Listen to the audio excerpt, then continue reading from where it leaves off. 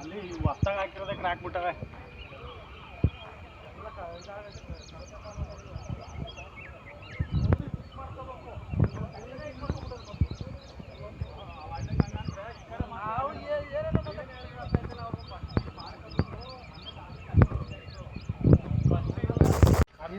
Height ಮಾಡವ್ರೆ, height ಮಾಡ್ತಾವ್ರೆ.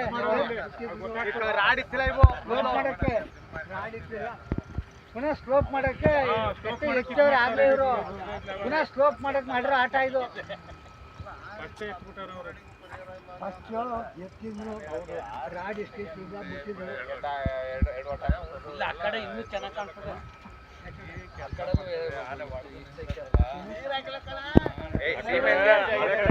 5 kilometre ಬಳಸಬೇಕು. ಮೇನ್ ರೋಡ್ ಇದೆ, ಅದು ರೋಡಲ್ಲಿ 1.5 ಕಿಲೋಮೀಟರ್ ರೋಡ್ ಫುಲ್ ಸಬ್ಬರ್ಜ್ ಆಗುತ್ತೆ. ಈ ನೀರಿಂದಲ್ಲ ರೋಡೇ ಬ್ಲಾಕ್ ಆಗಿ ಹೋಗುತ್ತೆ. ಒಂದು ಚೂರು ರೋಡ್ ಇರೋದಿಲ್ಲ. ನಾವು 5ರಿಂದ 6 ಕಿಲೋಮೀಟರ್ ಬಳಸ್ಕೊಂಡು ಇನ್ನೊಂದರಲ್ಲಿ ಊರಿಗೆ ಹೋಗ್ಬೇಕು. ಸುಮಾರಲ್ಲಿ 150 ಮನೆ ನಾವು ಗ್ರಾಮಸ್ಥರಿದ್ದೀವಿ. ಒಬ್ರಿಗೂ 1 ರೂಪಾಯಿ ಇವತ್ತಿನವರೆಗೂ ಪರಿಹಾರ ಕೊಟ್ಟಿಲ್ಲ. ಈ ಕಡೆ ಇವ್ರು ಕೇಳಿದ್ರೆ ಗೌರವನವರು ಹೇಮಾವತಿಯವ್ರು ಕೊಡಬೇಕು ಅಂತಾರೆ. ಇವ್ರು ಕೇಳಿದ್ರೆ ನಾವು ಕಟ್ಟೆ ಕಟ್ಟಾಗಿದ್ದೀವಿ ನಿಮಗೆ ಕೊಡಬೇಕಾಗಿಲ್ಲ ಅಂತಾರೆ. ಈ ಥರ ಆಗೋಗಿದೆ. ನಾವು ರೈತರುಗಳು ಸುತ್ತಿ ಸಾಕಾಗಿದ್ದೀವಿ. ಸರ್ಕಾರ ಗಮನಕ್ಕೂ ತಂದಿದ್ದೀವಿ, ಮಿನಿಸ್ಟ್ರುಗಳ ಗಮನಕ್ಕೆ ತಂದಿದ್ದೀವಿ. ಯಾರು ಕೂಡ ಇದ್ರ ಬಗ್ಗೆ ಚಕಾರ ಎತ್ತಾ ಇಲ್ಲ. ಇದಕ್ಕೆ ಎಲ್ಲರೂ ಕೂಡ ಶಾಮೀಲಾಗಿದ್ದಾರೆ. ಅದರಲ್ಲೂ ಹೇಮಾವತಿಯವರಂತೂ ಇದು ತುಂಬ ಶಾಮೀಲಾಗಿದ್ದಾರೆ. ಇವರ ಶಾಮೀಲಿಂದನೇ ಇವತ್ತು ನಮ್ಮ ಬರಕೋದವ್ರಿಗೆ ಅನುಕೂಲ ಆಗಿದೆ, ರೈತರಿಗೆಲ್ಲ ತೊಂದರೆ ಆಗಿದೆ. ಮೊದಲು ಇದನ್ನು ಅಷ್ಟೇ, ಆ ಕೆನಾಲ್ ಏನಿದೆ ಕಾಣಿಸ್ತಾ ಇದೆಯೋ ಆ ಕೆನಾಲಿಂದ ಅವ್ರಿಗೆ ನೀರು ಕೊಡೋಂಗಿಲ್ಲ. ಅವ್ರು ಸಪ್ರೇಟ್ ಕೆನಾಲ್ ಮಾಡ್ಕೋಬೇಕು ದಯಮಾಡಿ. ಮತ್ತು ಈ ಕಟ್ಟೆಗೇನು ಕಟ್ಟಿದಾರೋ ಅವರು ಅದು ಪರಿಹಾರ ಕೊಟ್ಟು ಆನಂತರ ಈ ಹೇಮಾವತಿಯವರಾಗ್ಬೋದು ಸರ್ಕಾರದವರಾಗ್ಬೋದು ಕಟ್ಟೆ ಕೆಲಸನ ಮಾಡಿಸ್ತೀವಿ. ನಾವು ಅದಕ್ಕೆ ವಿರೋಧ ಇಲ್ಲ. ಅದರ ಮೊದಲು ಪರಿಹಾರ ಕೊಟ್ಟಿದೆ. ನಿಮ್ಮ ಹೆಸರು? ಮಂಜುನಾಥ್ ಗೌಡ. ಕಾಮಗಾರಿ ಕೆಲಸ ಇದು. ಹೋದ ಸಾರಿ ಮಾಡಿರೋದಕ್ಕೆ ಇವರು ಪರಿಹಾರ ಕೊಟ್ಟಿಲ್ಲ. ಅರ್ಧ ಮೀಟರ್ ಏರಿಸಿರೋದಕ್ಕೆ ಈಗಾಗಲೇ ಪುನಃ ಬಂದವ್ರೆ. ಇವ್ರಿಗೆ ಯಾರು ಹೇಳಿದವ್ರು ಹೈಟ್ ಮಾಡಿ ಅಂತ? ರೈತರಿಂದ ಹೇಳಕ್ ಬಂದವ್ರ? ಎಲ್ಲ ಹೊಡೆದೋಗದೆ ಆಗಲೇ ಯಾರೇ ಹೊಡೆದೋಗದೆ ಎಲ್ಲ ಪೂರ ಸಿಡೋಗ್ಬಿಟ್ಟೈತೆ. ಮುಂದೆ ಬಂದೆ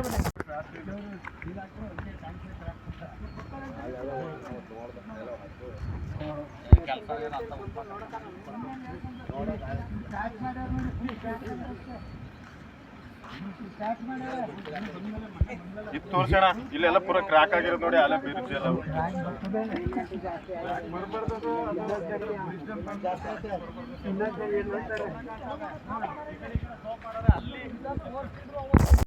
ಆ ಕಡೆ ಹೈಟ್ ಮಾಡ್ಕೊಂಬತ್ತಾ ಇದ್ದಾರೆ, ಈಗ ಈ ಕಡೆ ಹೈಟ್ ಮಾಡ್ಕೊಂಬತ್ತಾ ಇದ್ದಾರೆ. ಈಗ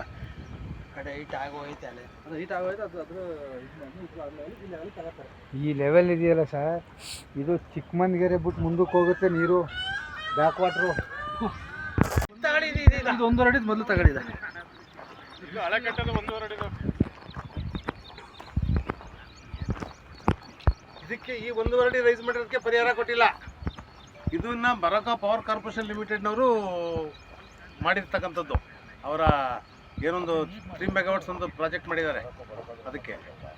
ಅದಕ್ಕೆ ಪರಿಹಾರ ಕೊಟ್ಟಿಲ್ಲ ರೈತರಿಗೆ. ಕೆಲವೇ ಮಂದಿಗೆ ಬೆಳ್ಳೆಣಿಕೆ ಜನಕ್ಕೆ ಅದು ಅಲ್ಪ ಸ್ವಲ್ಪ ಕೊಟ್ಟಿದ್ದಾರೆ, ಜಾಸ್ತಿ ಕೊಟ್ಟಿಲ್ಲ. ಇನ್ನು ಎಂಟೈರ್ ಏನಾಗಿದೆ ಸಬ್ಮರ್ಜ್ ಇಲ್ಲಿ ಅಪ್ ಇಲ್ಲಿ ಏನು ಮನ್ಗೆರೆ, ಚಿಕ್ಕಮಂದಿಗೆರೆ, ಬೇವನಹಳ್ಳಿ ಕೊಪ್ಪಲು, ದಬ್ಬೆಘಟ್ಟ, ಮಾರ್ಗನಹಳ್ಳಿ ಇಷ್ಟೂರು ಸಬ್ಮರ್ಜ್ ಆಗ್ತವೆ. ಇಷ್ಟೂರಿನವ್ರಿಗೆ ಪರಿಹಾರ ಯಾರಿಗೂ ಸಿಕ್ಕಿಲ್ಲ. ಮನ್ಗೆರೆ ಸ್ವಲ್ಪ ಅದೇನು ಬರೀ ಪಂಪ್ ಸೆಟ್ಗಳು ಇಲ್ಲಿ ಕಾಣಿಸ್ತಾ ಇದೆ ನೋಡಿ ನಿಮಗೆ. ಈ ಪಂಪ್ ಸೆಟ್ಗಳಿಗೆ ಅಷ್ಟು ಮಾತ್ರ. ಅದು ಒಂದು ಪಂಪ್ ಸೆಟ್ಗೆ 6,000ದಂಗೆ 5,000ದಂಗೆ ದುಡ್ಡು ಕೊಟ್ಟಿದ್ದಾರೆ. ಜಮೀನಿಗೆ ದುಡ್ಡು ಕೊಟ್ಟಿಲ್ಲ ಯಾರಿಗೂ. ಎಲ್ಲವೂ ಸಬ್ಮರ್ಜ್ ಆಗ್ತವೆ. ಚಿಕ್ಕಮಂದಿಗೆರೆ ಮುಳುಗಡೆ ಬೇರೆ ಆಗಿದೆ, ಮನೆ ಊರು ಮುಳುಗಡೆ ಆಗಿದೆ. ಅದಕ್ಕೆ ಇನ್ನೂ ದುಡ್ಡು ಕೊಡೋಕ್ಕಾಗಿಲ್ಲ ನಮಗೆ. ಈ ಇರತ್ತ ಅವರೇ ಬಂದು ಖಾಲಿ ಮಾಡಿ ಒಳೆಯಲಿ ಅಂತ ಅವ್ರು ಅಲ್ಲಿ ಆಗವ್ರೆ. ಇಲ್ಲೂ ಅವ್ರದೇ ಇರೋದು ಈಗ ಡ್ಯೂಟಿಲಿ. ಅವರಿದ್ರು ಅವರು ಈ ಕಟ್ಟೆ ರೈಸ್ ಮಾಡಿಸಿದ್ದಾರೆ. ಏನಾಗಿದೆ ಸರ್, ಇದು ಕಟ್ಟಿದ RL ಬಂದು 790. ನಮ್ಮ ಊರ್ದು ಕೂಡ RL 790. ಅಂದರೆ ನಮ್ಮ ಕಟ್ಟೆ ಮಟ್ಟಕ್ಕೆ ನಮ್ಮ ಊರಿದೆ. ಏನು ಕಟ್ಟೆ ತುಂಬ್ಕೊಂಡ್ರೆ ನಮ್ಮ ಊರು ಪೂರ ಸಬ್ಮರ್ಜ್ ಆಗುತ್ತೆ. ಅದ್ರಲ್ಲಿ ಬರ್ತಕ್ಕಂಥ ನಮ್ಮ ಎಲ್ಲ ಜಮೀನುಗಳು ಸಬ್ಮರ್ಜ್ ಆಗ್ತವೆ, ಊರೇ ಸಬ್ಮರ್ಜ್ ಆಗುತ್ತೆ. ಊರಿಗೆ ಪರಿಹಾರ ಕೊಡ್ತೀವಿ ಅಂತೇಳಿ ಊರಿಗೂ ಪರಿಹಾರ ಕೊಟ್ಟಿಲ್ಲ, ಜಮೀನಿಗೂ ಪರಿಹಾರ ಕೊಟ್ಟಿಲ್ಲ. ಆಮೇಲೆ ಇದನ್ನು ಬರಕೋದ್ರೆ ಕಟ್ಟಾಗ ಕೊಡ್ತೀವಿ ಅಂತೇಳಿ ನಂಬಿಸ್ಬಿಟ್ಟು ಯಾರಿಗೂ ಪರಿಹಾರ ಕೊಟ್ಟಿಲ್ಲ ಇವತ್ತು. ಇದಲ್ದೇ ಈಗ ಇವರು ಮತ್ತೆ ಇವಾಗ ಕಟ್ಟೆನ ನಿರ್ಮಾಣ ಮಾಡ್ತೀನಿ ಅಂತೇಳಿ ನೋಡಿ ಈ ಥರ ಅದು ಕೂಡ ಬೋಗಸ್ ಮಾಡ್ತಾವ್ರೆ. ಕಟ್ಟೆನ ಬರೀ 1 ಅಡಿ, ಅರ್ಧ ಅಡಿ ಸೈಡ್ ವಾಲ್ ಕಟ್ಕೊಂಡು ಇದು ಮಾಡ್ತಾವ್ರೆ. ಯಾವುದೂ ಕೂಡ ಕಾಮಗಾರಿ ಕೂಡ ಕಳಪೆ ಕಾಮಗಾರಿ. ಆಮೇಲೆ ನಮ್ಗೆ ಇಷ್ಟೇ ನಾವು ಕೇಳ್ತಕ್ಕಂಥದ್ದು ಇಷ್ಟೇ, ನಮ್ಗೇನು ಪರಿಹಾರ ಕೊಡಬೇಕೋ ಬರಕ್ಕ ಕಾರ್ಪೊರೇಷನ್ ಲಿಮಿಟೆಡ್ನಿಂದ ಆ ಪರಿಹಾರ ಕೊಟ್ಟು ಆ ನಂತರ ಕಟ್ಟೆ ಕೆಲಸ ಮಾಡಲಿ. ನಮಗೆ ಆ 1.5 ಅಡಿಗೆ ಏನು ಎತ್ತಿದಾರೋ ಅದನ್ನು ಪರಿಹಾರ ಕೊಟ್ಟಿಲ್ಲ ಸಮರ್ಪಕವಾಗಿ, ಯಾರಿಗೂ ಕೂಡ ಕೊಟ್ಟಿಲ್ಲ ರೈತರಿಗೆ. ಈಗ ನಮ್ಗೆ ಇರ್ತಕ್ಕಂಥ ಎಲ್ಲ ಜಮೀನುಗಳು ಶೀತ ಬಂದಿದ್ದಾವೆ. ಎಲ್ಲ ಇರ್ತಕ್ಕಂಥವೆಲ್ಲವೂ ನಮ್ಮ ತೋಟಗಳು, ಅಡಿಕೆ ತೋಟ, ತೆಂಗಿನ ತೋಟ, ಕಾಫಿ ತೋಟ, ಏಲಕ್ಕಿ ತೋಟ, ಈ ಥರದವೆಲ್ಲವೂ ಇದ್ದಾವೆ ನಮ್ಮಲ್ಲಿ. ಅಷ್ಟವೆಲ್ಲವೂ ಕೂಡ ಬೆಳೆ ನಾಶ ಆಗ್ತಾ ಇದೆ. ಈಗೇನು ನಮ್ಮಲ್ಲಿ ಹಿಂದೆ ಒಂದು ಗಿಡಕ್ಕೆ ಒಂದು ನೋಡ್ಕೊಳ್ಳಿ ಇಲ್ಲೇ ಒಂದು ಕಡೆ ಅಂಡುಲೇಷನ್ ಇದೆ. ಒಂದ್ ನಿಮಿಷ ಕೇಳಿ ಸರ್. ಒಂದ್ ನಿಮಿಷ ಕೇಳಿ ಸರ್. ಇದು ನೋಡಿ ರೇಜ್ ಆಗಿಲ್ಲ ಅಂತ ನೋಡಿ. ಅಲ್ಲಲ್ಲ ರೇಜ್ ಆಗಿಲ್ಲ ಅಂತ ನೋಡಿ ಸರ್. ಒಂದ್ ಹೇಳ್ತಿ ಕೇಳಿ. ರೇಜ್ ಆಗಿಲ್ಲ ಅಂತ ನೋಡಿ ಸರ್. ರೇಜ್ ಆಗಿಲ್ಲ. ಏನಿತ್ತು ನೀವು ರೈಸ್ ಆಗಿಲ್ಲ ಅಂತ ಹೇಳ್ತಾ ಇರೋದು? ರೇಜ್ ಆಗಿಲ್ಲ. ಅಲ್ಲೂ ಆ ಕಡೆಗೂ ರೇಜ್ ಮಾಡಿದಿರಿ. ಒಂದು ಹೇಳಕ್ ಇದು ರೇಜ್ ಆಗಿರೋದು. ಚಿಕ್ಕಮಂದಿಗೆ ಏನು ಫ್ಲಡ್ ಬಂದು ಮನೆ ಮುಳುಗಡೆ ಆಗೈತೆ, ಅದೆಲ್ಲ ಕ್ಲಿಯರ್ ಆಗಂಟ ಕಟ್ಟೆ ರೈಸ್ ಮಾಡಂಗಿಲ್ಲ, ದಬ್ಬೆ ಕಟ್ಟದಿಲ್ಲ, ನಿಂತಿರ್ಬೇಕು ಕೆಲಸ. ಇವತ್ತು ಎಲ್ಲರೂ ಪರಿಹಾರ ಬರ್ಬೇಕು ಮಾಡ್ರಿ. ಇದು ರೇಜ್ ಮಾಡಿದ್ರೆ ಅಲ್ವಾ ಸರ್? ನೋಡ್ರಿ ಎಷ್ಟೈತ್ರಿ? ಒಂದೇ ಲೆವೆಲ್ ಮಾಡ್ಕೊಂಡೆ ನಾನು ಇಲ್ಲ ಅಂತ 5 ಇಂಚ್ ಐತೆ. 5 ಇಂಚ್ ಐತೆ ಇದು. ಐತೆ, 6 ಇಂಚ್. ಕರೆಕ್ಟ್ 5 ಇಂಚ್ ಬರೋದು ಇದು.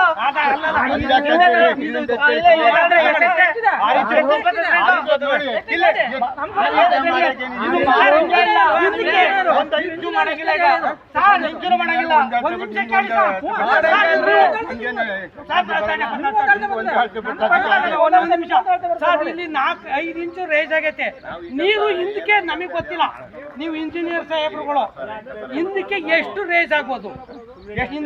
ಹಿಂದಕ್ಕೆ ಹಿಂಭಾಗ ಎಷ್ಟು ಕಿಲೋಮೀಟರ್ ಹೋಗುತ್ತೆ? 5 ಇಂಚು ರೇಜ್ ಆದ್ರೆ ಕಟ್ಟೆಯಿಂದ 5 ಇಂಚು ರೇಜ್ ಆದ್ರೆ ಎಷ್ಟು ನೀರು ಹಿಂದಕ್ಕೆ ಒದಿಬೋದು ಹೇಳಿ ಸರ್? ನಿಮಗೆ ಇಂಜಿನಿಯರ್ ಸರ್ ನಿಮ್ಗೆ ಹೇಳಿ, ನೀವು ಹೇಳಿದ್ರೆ ಅದೊಂದು ಕ್ವಶನ್ಗೆ ಆನ್ಸರ್ ಕೊಡಿ ಸರ್. ಇನ್ನೇನು ಬೇಡಿ ಸರ್, ಅದ್ ಬೇಡಿ. ಅದು ಯಾವ್ದು ಸರ್? ನೀವು ಇಂಜಿನಿಯರ್ ಸಾಹೇಬ್ರು, ಇದು 5 ಇಂಚು ನೀರು ಹಿಂಭಾಗಕ್ಕೆ ಎಷ್ಟು ಅಡಿ ನೀರು ರೇಜ್ ಆಗುತ್ತೆ? ಅರ್ಧ ಅಡಿ ಹಂಗಾಗುತ್ತೆ. ಅಲ್ಲ ಇರ್ಲಿ, ಅದು ಎಷ್ಟು ನಿಮ್ಮ ಅಂದಾಜು ಹೇಳಿ ಸರ್. ಅಲ್ಲಿ ಪ್ರಶ್ನೆ ಅವ್ರಿಗೆ ಹೇಳಿ ಸರ್. ಸರ್ ಹೇಳಿ ಸರ್, ಪ್ರಶ್ನೆ ಇದ್ದಾರೆ ಸರ್, ಹೇಳಿಲ್ಲ. ಆಗ್ಬೋದು. ಅರ್ಧ ಅಡಿ ಹೆಂಗಾಗ್ಬಿಡುತ್ತೆ ಸರ್? ನಿಮಗೆ ಅರ್ಧ ಅಡಿ